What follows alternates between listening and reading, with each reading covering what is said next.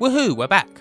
Right, before we properly get on with things, let's have a little bit of analysis. I've been promising a bunch for Rinoa for a while now as it goes, and I've still not gotten around to it. Like Squall, she's actually quite a bit better than people often make out for me, although there are some frustrating things there still. As we know already, she doesn't start out the best. She used to act like a spoiled little rich girl and used to call people meanies, which was quite irritating. Now the one thing that helps with that is if you understand that Rinoa, like everyone else, is 17 years old. There really is virtually no age variance in Final Fantasy's party. Everyone is the same age, more or less. Quistis is 1 year older at 18, and that's it. Cypher is also the same age as us. Certainly is a young adult story, that's for sure. Thing is, Rinoa and Squall do leave terrible first impressions, especially as they bicker with each other through the whole of Disc 1. But things do gradually change. I often end up taking Rinoa with me on missions because she's different to the rest of the party, something that she openly admits to back in that orphanage scene. She isn't afraid to be forthcoming about her feelings, which marks her as different from the rest, not just Squall really. Everyone in our party has their own way of concealing their feelings. Selphie's cheerful, Zell is brash, Irvine has over-exaggerated machismo, and Quistis is more professional and sometimes flirty. Rinoa doesn't have that, which makes her different and honestly a bit refreshing. As I said before, she kind of represents the future and someone who makes the best out of what she has. Even if she isn't quite as single-minded in battle as everybody else in the party is, she's more well-rounded, warts and all. It makes her a good companion for Squall at any rate. Has she proved herself in the party? Well, definitely. She did that when she got that idiot cowboy to turn back and actually help us out. To be honest, she's not a terrible character at all. There's lots worse in the game than Rinoa, believe me. The annoying thing about Rinoa is less to do with her as a character and more how the plot uses her. It seems that Rinoa always ends up sidelined in big situations through no fault of her own. I wish that the game did more with her at times as opposed to just having her stand on that one bit of ground that so happens to break off. Even when she collapses, it appears that she was just the closest person in the vicinity. These things don't make her a bad character, just that the plot kind of screws her often. And of course there's another big old fan theory, the second biggest after Squall is dead in fact. But honestly, I can't go into much detail with that right now. But I will. There are other issues worth addressing. One other annoying thing about FF8 is that honestly, not a lot of the other characters have that much to do. There are considerable pacing issues with the story in FF8 which often make it appear to be a hodgepodge of scenes that were pasted together by a plot after the fact. Take poor old Quistis for example. She has had virtually nothing to contribute to the plot since her failure in dealing. Zell gets crumbs here and there, he's had naps since we were last at Balaam frankly. The cowboy's plot is as follows: struggle to shoot a deer, then be forced to go back to the prison by Rinoa, and aside from dumping a load of exposition on us, that's literally it for the whole game. Selphie's had some character development, but I fear even that's running out. It's kind of annoying. A lot of FF8's character development is front-loaded in this way, and you wish that it was spaced out a bit more so that the supporting characters in your party felt more important, and not like they were just there. Right, anyway, Esthar. Fortunately for continuation, we start off with Adir finishing up explaining the current situation to the presidential aide at the palace. In short, Adir wants Odin to fix her, which he says shouldn't be a problem. Squall wants to see her alone, which is agreed to after a bit of simple threatening, and the proviso that Odin simply observes Rinoa for a bit. The change in Squall is very notable. With Rinoa in such a vulnerable state, he's actually become quite possessive and can't help but threaten anyone who comes into contact with her. This is not a positive characteristic to develop. Again, Squall's status as a hero is purposefully shaky. He works a lot better if you try not to pigeonhole him into the traditional protagonist's role. Finally though, we're told to go to the Lunar Gate, where we'll be able to meet alone. In the meantime, we should explore the city. And my goodness, again, it can't be stressed what a sight it is, particularly because it's so different from the mostly European architecture that we've seen everywhere else. While you can just advance the plot, it's worth looking around to get familiar with its layout. It's an outer ring, complete with walkways that make getting around quicker, and skyways if you just want to say screw it and go to where you want to. It also feels quite busy indeed, there's always something about. As far as layout goes, it can be maddening and it is very easy to get lost. It's worth a bit of knowledge though, because it will be important later on. We can also find out some facts. For all the futuristic trappings, Esthar is a democracy, and a rather easygoing one, with both residents and guards happily willing to chat to you even if they've not actually had that many visitors. Hell, the president apparently isn't even around all that much. Wonder who he could be. Anyway, the Lunar Gate is outside of the city, and it's highly recommended that you rent a car to get around the highways, stressing again how big Esthar is. Hiring cars is something I've barely mentioned because I just don't do it much, but it's one thing you can spend money on at least, that and the fuel for the journey. It's good if you want a nice stress-free journey around the map, but honestly, I don't find them to be that useful until right now. Chocobos are also in the game too. You get those through solving these really annoying puzzles in little dome-shaped forests dotted around the map. They're good for a one-time use, and they can move over shallow water. That is basically it for them, aside from one other unique part of the game that I will get to later on. As it turns out, Alone is waiting for us in space. We're using the Lunar Gate to get up there.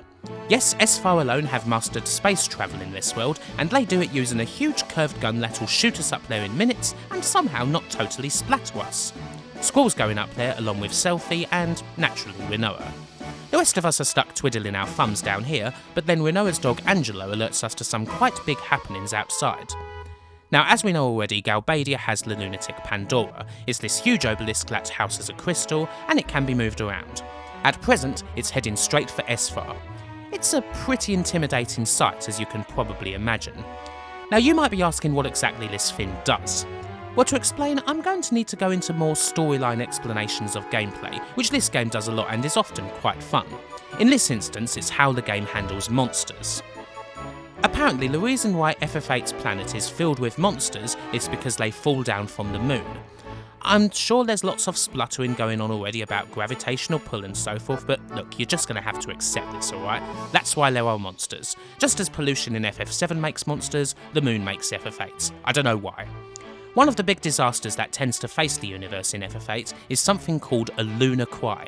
This happens when a large group of monsters are brought together on the moon and they drop down as one to Earth, essentially in the form of a teardrop, hence the name. One big lunar cry 100 or so years ago was enough to wipe out Centra, which is why their continent is nothing but ruins. And we've actually semi-seen a lunar cry in the game already. The flashback where Laguna was filming a movie that got interrupted by a dragon ended with Laguna spotting a red light in the distance. That was caused by Esthar during Adele's reign, inducing a lunar cry with the help of lunatic Pandora.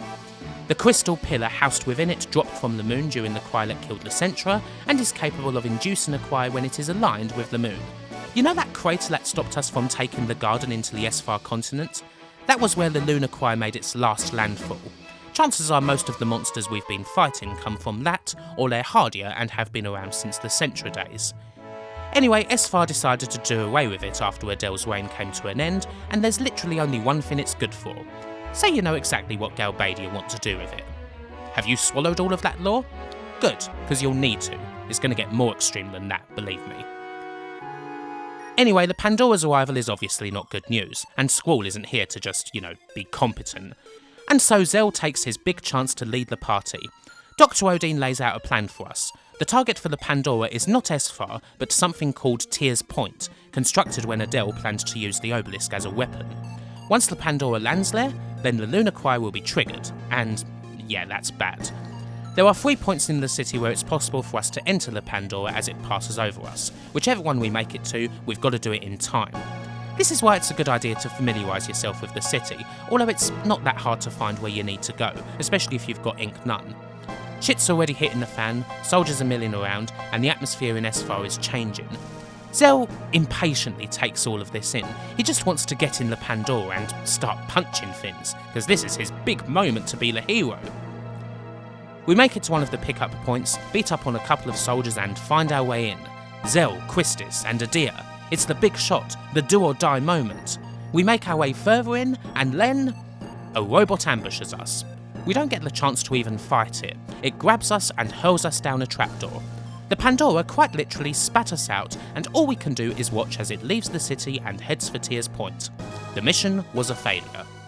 This whole thing is quite a big and, needless to say, rather downer moment for Zell, who has something of an interesting character arc because, well, it's purposefully quite static. He's a broken character.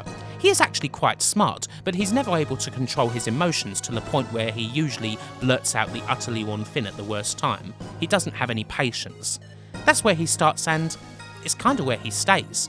Such characters often tend to have that big moment where they grow up, and this is kind of presented as that taking the reins moment for Zell, but alas, he falls short again. He's screwed up one more time. He just doesn't get any luck. At the same time all of this is happening, our other group have completed their journey into space, or to be accurate, a space station. The aim for Squall remains the same: fix Rinoa with the help of Elone. Anyone who tries to interfere may well get a gunblade to the gut if they aren't careful. Seriously, he's majorly het up. We get to have a look around. For example, we can see where they're keeping Sorceress Adele. Yeah, that sorceress who could cause such a disaster if she's released is right there. Now you may be outraged immediately, but it does make sense. Remember, a sorceress cannot actually be fully killed. They can lose their power in times of crisis, but it must pass on to somebody else. Adele is not dead, she's sealed. And if you've got to seal her, it's probably best to at least keep an eye on her. I mean, the president himself is out there supervising things, so clearly nothing bad at all is going to happen. We can also look on the surface of the moon, where monsters are starting to come together. It seems that regardless of what the Pandora does, the world is due a lunar cry fairly soon. We've obviously been killing enough monsters to warrant it. Finally though, Squall manages to meet with Elone. What can she do? Well, she can not do a whole lot really. It's not quite managed to get through Squall's head.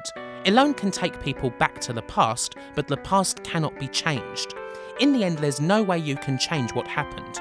Elone thought that maybe she could through Squall, but it was no good. Is there anything at all that can be done? Could at least a presence be felt? That might be, but it's kind of shaky and a long shot. And even still, Elone doesn't know Rinoa, so what can she do? This plan was kind of flawed right from the start, but even so, Squall had to at least give it a go, because there wasn't any other option. And then, well, things start to go wrong. All of a sudden, there's an emergency in the medical bay where Rinoa is being kept. What is said emergency? Well, the good news is that Rinoa is up and out of bed. The bad news is that she's slowly swaying around, clearly not herself, and anyone who gets close to her tends to get force pushed at speed towards the nearest wall, even Squall himself when he tries to get close. There's nothing we can do to stop what happens, nothing anyone can do. First, Rinoa unlocks the first seal to Adele's tomb. Then she moves on, dons a spacesuit, goes outside just as the doors shut, and unlocks the second. And at the same time as all this is happening, the lunar cry is triggered due to the events that happened back on the ground. A huge wave of nothing but monsters is streamed down, and Adele, with a smile, goes down with it. Now I'm sure that you can look at the science here and start screaming about how none of this makes any sense, and I'm sure it doesn't. But look, you're going to have to keep moving. I know the game's getting very extreme and quite silly indeed, but we're right in the middle of this, and you just can't apply proper logic to these things. In the end, Elone was pretty much a total red herring. The issue was always Rinoa herself and what's seemingly inside of her. Elone was more like an unsuspecting treat, bringing us closer and bringing Rinoa closer. Is that a good plan? Well, it certainly relies on a lot of luck on the part of whoever did the possession. What if Elone wasn't in space? Hell, why was she in space anyway? What if she was not right there of all the places in the world where she could have been? Anyway, that'll become clear. For now, we must evacuate. This station's gonna blow. The president himself tells us to take care of Elone before being whisked away, and we must do the same. As for Rinoa, well, she'll float out there in space until her oxygen runs out, and then she'll die. Whatever possessed Rinoa no longer has any need for her. Instead, they possessed Adele as soon as the second seal was broken. Obviously, that's not good enough for Squall. While we're escaping, he works with Elone to access anything that she possibly can. She can at the very least connect Squall telepathically to Rinoa as she floats. We see a couple of events from the past. We even see Irvine trying to take Rinoa back to her dad, or Rinoa requesting that Zell borrow Squall's ring so she can have one just like it. And finally we do get to see the big moment, what happened when she collapsed. She passed a message to Cypher right there when whatever was in Adir passed into her, that Ultimecia would be his new sorceress, that it wasn't over, and now she floats there, left to die. But in that moment, while Rinoa is essentially flashing back her whole life, Squall is able to keep her going, to help her to turn on the emergency support and give herself a few minutes longer. In a quite creepy scene, we see Rinoa floating, 2001-esque, in space, back to being herself but running out of air fast. until that message comes. And at this point, Squall, having donned a spacesuit himself when he was hoping to stop Rinoa from releasing the second Adele seal, will go out there with her, because there's not really any other place this can go. It's all about Rinoa. Finally, the pair of them do float together in space. What now though? Both of their supplies will run out, and then they'll both die. But then all of a sudden there's something of a miracle, or something very convenient. A ship that we can enter. There doesn't seem to be much on it, but there is air. Once Rinoa and Squall find a way in, they can breathe again. The day has been saved. Phew! Once we're out of the spacesuits, Rinoa wants a big ol' hug from the hero who's just saved her. Squall is a bit more pragmatic. Sure, we can breathe again, but we are still lost in space, and we kind of need to find a way to get control of this thing, or at least establish communication with the ground. Plus there's more monsters filing about, waiting to be killed. Again, one of those little dungeon puzzles that actually do come at a decent time, seeing as we've had little but story and cutscene for the past 30 minutes or more. Basically, you kill these propagators in pairs according to their colour, otherwise they revive. Once you've done that, you can get into the cockpit properly and establish contacts with the ground. Apparently we're on a ship called the Ragnarok that Esthar lost contact with years ago. The monsters that were roaming the ship had something to do with that according to the logs. Ground control will have little trouble bringing us in, but in the meantime Squall and Rinoa do have some alone time together. And after what is quite frankly a hell of a lot of exposition and convenience, there does come a moment where it's all a little bit worth it. Yep, it's the eyes on me moment. The one where Squall and Rinoa do have a proper heart-to-heart as the game's main theme, sung by VIII, plays. Kinda corny? Maybe. But even through all the ridiculous events, it nicely brings things back to just these two people. Look, I'm a sucker for a good love story, and no matter what, Final Fantasy VIII is a good love story. The Eyes on Me scene is very touching, with Rinoa trying to hold on to Squall for as long as she can. The past and the future aren't what's important. She just wants to be there, in the present, with him. That's important. It becomes especially important when the folks on the ground ask us who is actually on the ship. When we answer, there's a shock when they find out Rinoa is the other person aside from Squall, or Sorceress Rinoa as they call her. As you might imagine, they aren't happy about that. And yeah, that's not bollocks. Rinoa is now a sorceress. As I said just now, in a time of great crisis, a sorceress can lose her powers and they can be passed on. That's what happened to Adira or Ultimecia in Galbadia Garden. You do not have to be born a sorceress to become one. And so that's how Rinoa became a sorceress, and indeed how she came to be possessed by Ultimecia. Esthar, as you might have guessed, do not like sorceresses, and as soon as the Ragnarok touches down, Rinoa is to be taken away to their sorceress memorial for immediate stasis forever. This in the end is why Rinoa wanted to stay right here. She doesn't exactly want to be a sorceress either, and she knows that this is the end for her and Squall. And so, when we touch down, that's what happens. Rinoa goes quietly and Squall, well, there's not much he can do. At least that's what he thinks. It's something of a downbeat situation for everyone involved, just as Rinoa and Squall were basically on the verge of declaring their undying love for each other. In the end, he is left to mill about the Ragnarok alone. Until Selphie shows up anyways, followed by Quistis, Zell and Irvine. They made it here because, well, you know, of course they did. After everything has been explained, Quistis has her first important plot moment for 2 discs. She gives Squall a right dressing down and asks him exactly what the hell he's doing and why on earth he's let Rinoa get taken away like that. Sure, the group have done the Rinoa thing a hell of a lot to annoy and affect at the garden when they screwed up, but here? It's important. After all the heavy stuff that's just happened, it snaps Squall back into focus. Obviously, we're not going to let Rinoa get sealed up forever. We're going to break her out, as soon as we actually figure out how to fly this thing. But what do you know, Selphie gets it working just fine. Apparently it's dead simple. This is a JRPG after all. Anyone can suddenly turn out to be a pilot, especially if they're a young teenage girl. Hey, what's more? This of course means that we can now fly around the map in a big old airship. The Ragnarok is ours for keeps. But first, geez, we definitely need to break down all of the shit that just happened. This is definitely, at the very least, the start of the point where, for a lot of people, Final Fantasy VIII goes completely and irreversibly off the rails. Believe it or not, it's only going to get more ridiculous from here. And yes, I do see a lot of the problems, I agree with a lot of them. There's issues with the whole Lunar Cry thing, and how even in the world of JRPGs it completely stretches believability and the extremities of lunar physics. And there's issues with whatever plan Ultimecia had.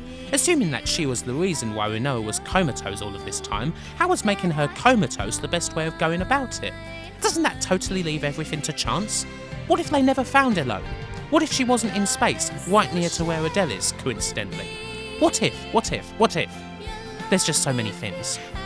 What if the Ragnarok wasn't just floating there either?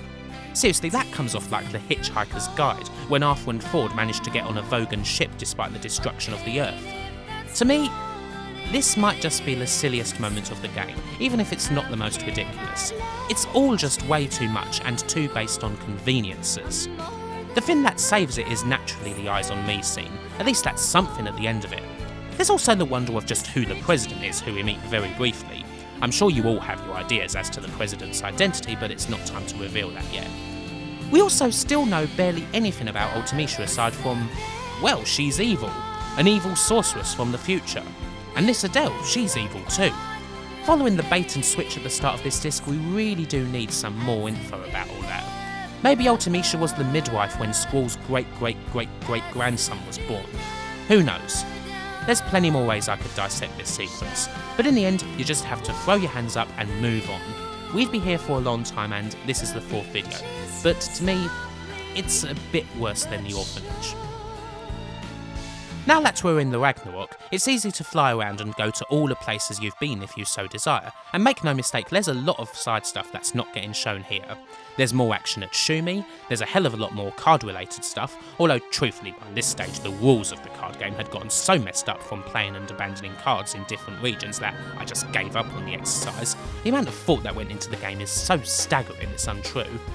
You can even go back to Balaam Garden, although there is very little reason to.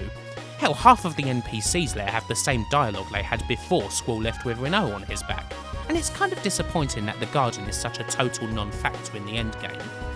We can also check out Esthar City and see what things are like there following the Lunar Cry. And yeah, it's different. The buildings are still there, but just a little different colour, and the atmosphere is now very sombre. There are noticeably a lot less people about. A child who we saw at the shopping mall with her mother is now on her own. And there's monsters. Tough monsters. After all of the stuff that I did in Disc 1, this is around about the time that the game finally properly caught up with me, and things I hadn't accounted for started causing me a lot of grief. And so it was time to go to the woodshed, meaning it's time to look at gameplay for the first time in ages. Haha, yes, time to perfect those junctions. Actually, it is quite an appropriate time. The thing with the Ragnarok is that you get it very late in the game. Seriously, once we break Rinoa out of that memorial, we'll very soon be going to the lunatic Pandora. I'm sure you could figure that out already, but in any case, the Pandora is basically the point of no return. And no, that point isn't in Disc 4. Once you go there, there's no reason to turn back and ultimately no way to. And so you are meant to fly with the Ragnarok for a while. It's time to get your party ready. Just before that, let's wrap this up. We do go to the Sorceress Memorial, and the scientists who are there don't offer us a lot of resistance. Just as the seal is about to be engaged, Squall breaks it and Rinoa falls out of the chamber. It's another powerful moment as finally, Squall and Rinoa get their big hug. This is pretty much the scene that you see on the front cover of the game, by the way. As we leave, Esthar's finest guards block the way. However, a huge man in official-looking clothing walks up. He doesn't say a thing, but his gestures speak volumes. And because of this man, the guards let us past. Finally, we're all together again. Rinoa is still worried about being a sorceress, especially seeing as she's with VIII, the group who were created in order to protect the world from sorceresses. That is the point of our existence in the end. Zell makes that clear, and gets a shout from Squall for his trouble. Rinoa doesn't feel as though she wants to be around people in case Ultimecia gets a grip on her. Maybe we should go somewhere quiet. Maybe we should go to Adia's house. You don't get much quieter than a continent that's only populated by 2 people. Anyway, let's not do that quite yet. Let's talk about gameplay. How do you go about making your party good for the endgame? Obviously, for most people, the answer is going to be use a guide. Seriously, there's so many freaking items, so many things it seems like you have to do, so many ways to refine magic, so many combinations that when the enemies actually do start to kick your ass again, it's easy to just throw your hands up and let a guide take care of it. You can get some of the toughest GFs in the game at this time. I went out of my way to pick up Bahamut, who lounges at an abandoned research centre right in the corner of the map. If you want to make sure that your GFs have learnt all the abilities that they need, head to Cactuar Island and fight some Cactuars. You might miss a lot, but you'll gain tons of AP. If you want to power level, then head to the island closest to heaven, where you can fight ridiculously tough enemies so long as you've got a good setup. Weirdly, there is also weapons. You can fight Ultima Weapon after getting Bahamut, which will get you the best GF in the game. However, I didn't. This was never meant to be a full 100% completionist run. Keep in mind that this is my first full run-through of the game after all. Ultimately, preparing for the endgame was more about having what I absolutely needed, and in the end, that comes to getting the best junctions. Ultimately, this can be figured out through trial and error, and in the main, refinement. You fight Turamas in the plains of Esthar, they drop regen runes which refine into full lives, by far the best junction for your HP, the one that will actually bring your character's health to the maximum range. You need good status effect protection, which at this stage means you need to be protected against Confuse, which is always the absolute worst status effect, so get 100 of those and stick them on your status defense. As far as other essentials go, you absolutely need Meltdown. It's not a difficult spell to get, but it's brilliant. Meltdown is not only an excellent vitality junction up in your defense, but when cast it takes most enemies' vitality down to 0%, and that's very important against some of the upcoming bosses. And then you'll want to get Aura. I ended up drawing this in a later battle, but casting Aura on a character means that they have a much greater chance of being able to use the limit without having to have their HP really low. Limits are something I've only dabbled with until now as it goes, but they're very important in the big battles, and once you get the Aura spell going, they're a huge difference maker. It's time to break them down. Squall's Renzakuken is simple. You time critical hits in a combo using a bar, and there's a chance that he'll do a finishing move at the end. The deadliest of these finishers is Lionheart, which you only get once you make his ultimate weapon, and adds another multi-hit combo onto the mix. It's hundreds of thousands of points of damage, enough to kill virtually anything. But surprisingly, Squall's Limit Break is not the most effective in the game on account of Lionheart being a totally random and uncommon trigger. There are more effective ways of dealing death. Selphie, our favourite, takes a leaf out of Kate Sif's book. She uses slot-based random magic, casting a spell that doesn't have to be in your inventory a random amount of times. Can be weak, can be devastating. The end, if it comes up, is obviously the best attack of them all. Like Kate Sif's Game Over, it's an insta-victory against literally any opponent in the game that's not undead or a multi-form boss. However, it's staggeringly rare. Quistis uses Blue Magic, a set of unique spells that she learns through picking up certain items from monsters. Basically, this is FF8's version of enemy skills. Some of the spells are useless, but there are some special ones. The Mighty Guard is arguably the best defensive spell in the game, Micro Missiles is a free nasty gravity attack, Gatling Gun is basically guaranteed 9999 damage in the endgame, Degenerator insta-kills a ton of the game's enemies, and then there's her ultimate blue magic, Shockwave Pulsar. The Pulsar is interesting as it's the only attack available to us that can actually break the damage cap in one hit. Unfortunately, it's a bloody annoying grind to actually get, and there are better ways of doing damage. On the whole, Selphie and Quistis have the weakest limit breaks of the main party by far. This leaves us the three characters with better limit breaks than Squall, and yeah, Irvine's one of them. Irvine's break is simply to take his gun and use special ammo to blast the shit out of enemies. You control the amount of shots by tapping R1 for each of them. If you're using quick ammo and you've got Irvine at max strength, this is guaranteed to deal 6-figure damage, especially against a meltdowned opponent. The only disadvantage is that you are limited to 100 shots in each battle because you can only carry 100 rounds of any ammo, or indeed any item, at once. Then there's Rinoa. At first, her limit break involves abilities that you train her dog to use by reading up on them in magazines and then setting them to be learnt as you walk around. Of these, Invincible Moon is the best as it provides temporary invincibility to the party, but the Angelo Cannon warrants a special mention seeing as Rinoa literally puts Angelo on her pinwheel and fires him at the enemy. It's awesome. But after becoming a sorceress, Rinoa has the absolutely terrific Angel Win. Using this puts her in a berserk state where she casts offensive magic that's 5 times more powerful than it would be normally at no cost to her supply. The damage is so powerful that even gravity-based spells that normally take off half of an enemy's health can kill. However, what you should do is put a single meteor spell on her, get rid of all the trash spells that she might have, you're okay to keep stronger ones like Ultima for junctioning as the limit is biased towards weak spells, and then she'll basically use meteor constantly. Seeing as meteor hits a group of enemies 10 times whenever it's cast, a Rinoa with high magic and a meltdowned opponent can deal close to 100,000 HP of damage each time, guaranteed until either the enemy dies or she does. Devastating. But the kin of the limit breaks? Well, that's Zell. Zell uses the Duel. In this state you input fighting game style commands for a big old combo. You learn these commands out of Combat Kin magazines, but you can actually enter them at any time so long as you know the command. However, the highest damage attacks and longest combo strings do not concern us. What concerns us is the Armageddon Fist. Basically, you just spam Zell's two most basic combo attacks, Punch Rush and Booyah, to hell and back for the whole of the duel period. Punch Rush Booyah, Punch Rush Booyah. With a max strength Zell and a meltdowned opponent, it's not pretty. The damage can get close to 700,000 HP for a single duel. The Armageddon Fist can one-shot the single strongest enemy in the game. That guard back in D District Prison learnt it, and you should learn it too. Do not fuck with Zell. By the way, the 3 flashback characters have limit breaks too. Special mention to Laguna for Desperado, where he hooks a rope up to some unseen plane or whatever and maniacally fires shots at all opponents. But I love Ward's, especially as it's just an extension of his main attack, which is chucking a massive fucking spear at his opponent. Ward is a fat mute dragoon, and he's great. Limit breaks are pretty great too. It's interesting though that all the dudes have physical limits, and all the women have magical ones, usually with a heavy random factor to boot. There's obviously lots more you can do. You can level up to 100 and use bonus abilities to actually get a meaningful stat increase with each level, good if you're power leveling.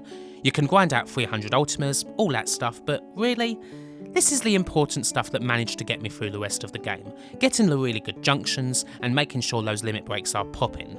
Also making sure Squall and Selfie have their ultimate weapons. Selfie's is definitely important as it gives her 255% hit accuracy, same as Squall. There's a reason why she's always been in the party, it's not just her personality. Rinoa, being a sorceress, will handle the magical needs. And with that, we're basically all set. Okay, next storyline destination, Adir's house.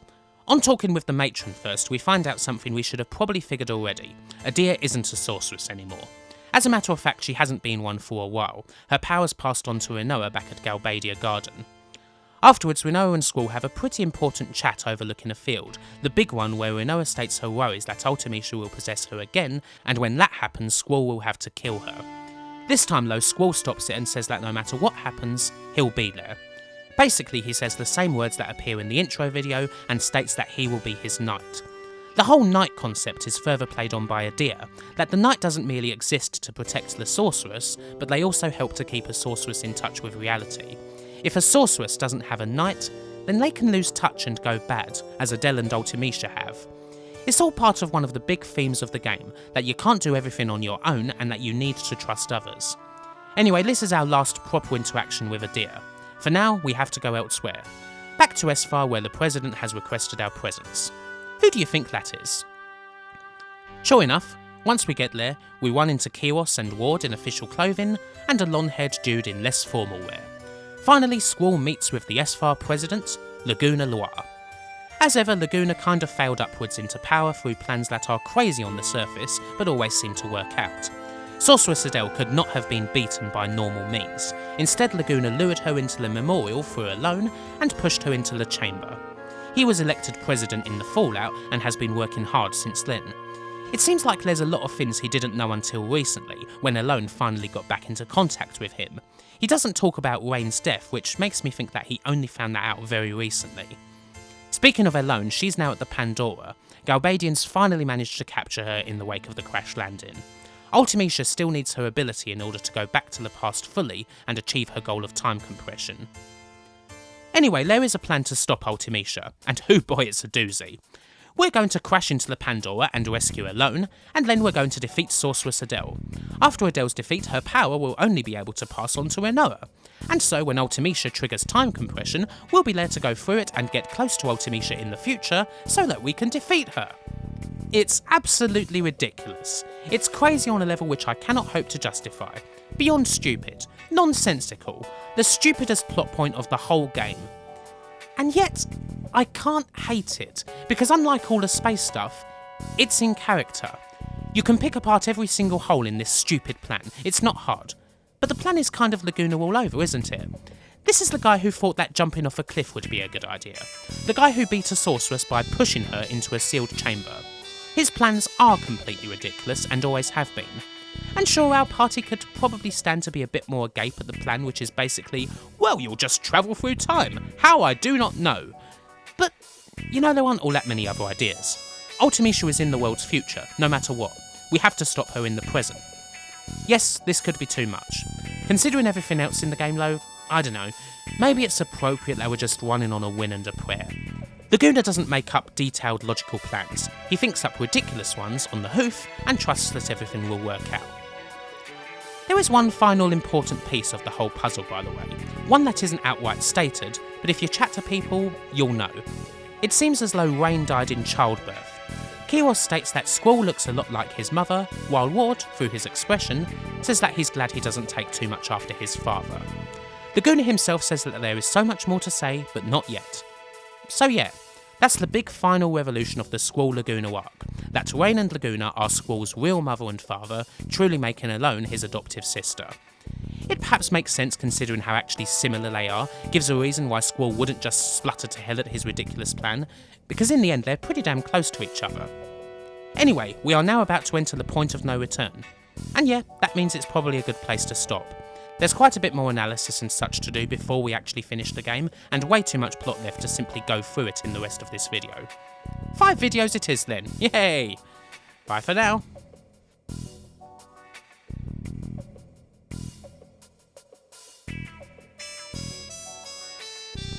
Thanks for watching this video. If you like this video then please do like it. You can also subscribe to the channel, check me on my Facebook or my Twitter, or indeed my Patreon if you'd like to see things like Google Hangouts or Skype chats or review requests and all that good shit.